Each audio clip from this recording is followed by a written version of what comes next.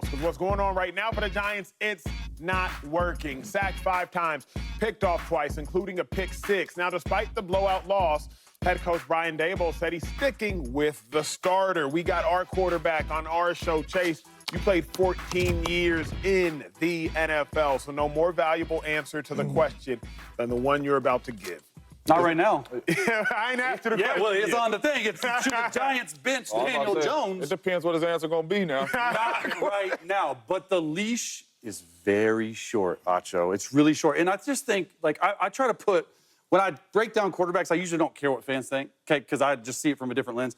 But you got to imagine what these fans think when they see this whole Daniel Jones experience. Like, he's throwing interceptions, then he makes this throw I'm about to show you to Malik Neighbors. Like, where does he rank, right, with all this stuff? So let's just get into the film, because it was perplexing to me that Brian Daboll had to defend his position of Jones being the starting quarterback. That, to me, makes no sense. Let's go into the film room. I understand it's 4th down right here, all right? It's 4th and goal. They're an empty. I don't like that they're an empty on 4th and goal right here. They're 4th and 8. They're down 28-6 because they got 7 guys up front, all right? So it looks to me, Acho, what does it look like? It looks to me like it's cover 0, right? 0 and empty. So Daniel Jones brings this tight end in. He has him blocking, all right? But it's not. It's going to end up, they're going to pop out, okay? And I'm going to pause it and show you how they're going to pop out. Right now, it's drop 8, all right? There's 1, 2, 3, 4, 5, 6, 7, 8 guys dropping, all right? There's only 3 guys rushing. Okay, Daniel Jones has all the time in the world right here. So I don't understand why he's going to rush this throw. He throws it, interception, Harrison Smith. But what I want you to see and what he's looking at, all right, it's a corner route and it's a post underneath. So this is actually a good play versus cover 2, all right? And then you have a bender right here, Acho, in there. So as a quarterback, I'm going to let this play a little bit with that on the screen. I want you to watch where the Mike linebacker goes, okay? This right here is the Mike linebacker, all right? He is going to the field, to the 3 receiver side. 1, 2, 3. So Daniel Jones automatically works this side. All right, I like that decision. However, when he works that side, watch Harrison Smith the whole play. He doesn't move. He doesn't back up from the goal line because he knows there's no way that the ball is getting behind me when we're only rushing 3. Why? Because they showed like they're blitzing 7. All right, so that's an interception. If I'm Daniel Jones right there, guys, I'm gonna play it one more time.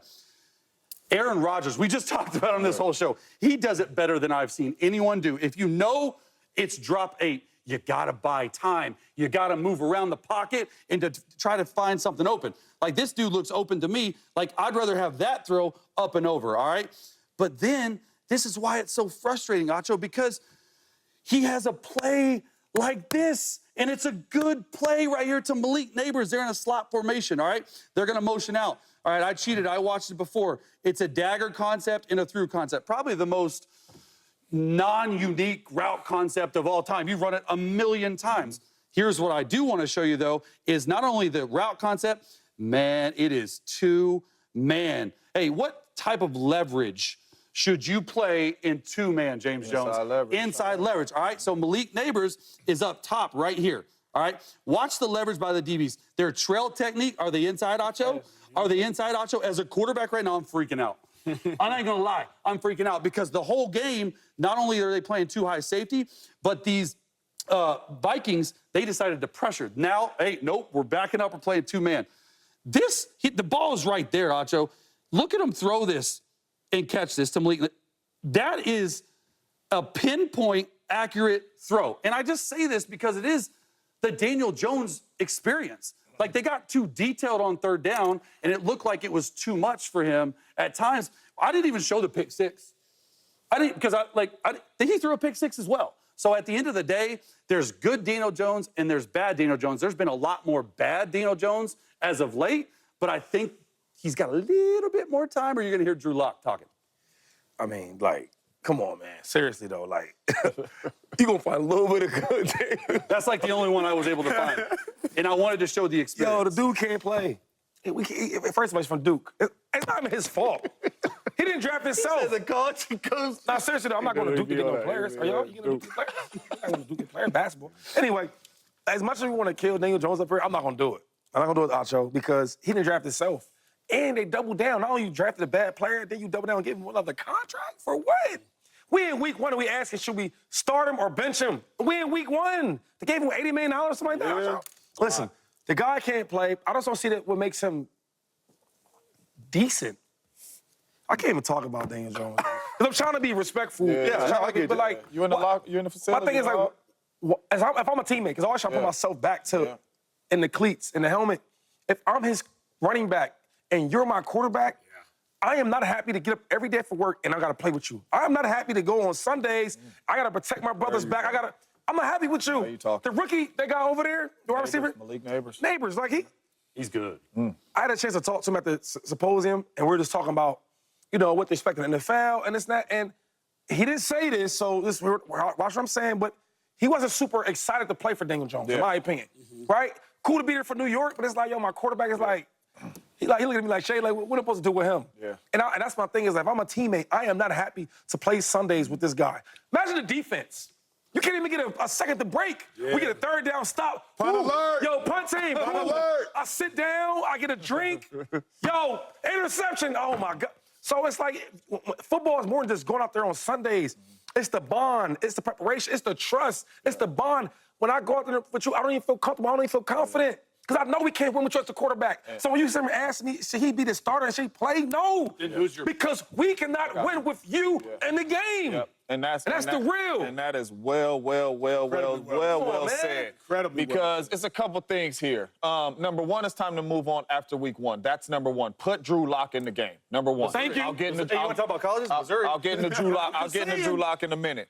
But what Malik Neighbors did say after week 1, I don't know what's going on out there. He said that. I'm getting in and out of my breaks. I'm open. Like that dagger. You understand what I'm saying? So for me, this is, you don't have the locker room. The locker room does not believe in you. It's time to move on. Since Daniel Jones has signed this big old contract, $160 million, $80 million, whatever, guaranteed, he has more pick sixes than touchdowns. Come on, man. So it's not just about game 1.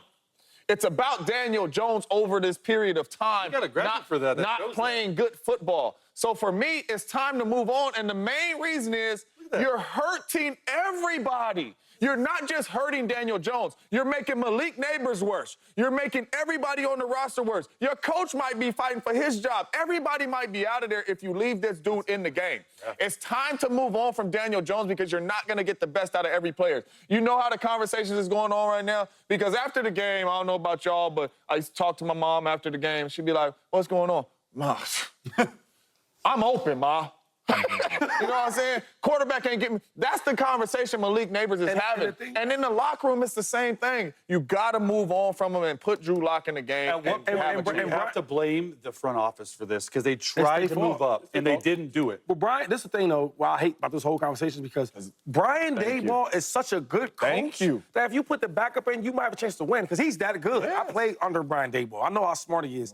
And you talk about them genius coaches, he's one of them. Just as hard to show it because his quarterback is so freaking awful. It's crazy, man. I had notes. I'm not gonna say nothing. Before your notes are, was anything to do with Daniel Jones being trash? He's ruining the integrity of football. Oh my goodness. That's all I had. That's about right. Daniel Jones is ruining the integrity. You should have a book. Dang. Uncomfortable conversation about quarterbacks ruining the game of football. And you should have his picture on there. You want him like. We got to get a graphic for that. Hey, when we return, y'all, we got to get back into the quarterback room because you know who's not ruining the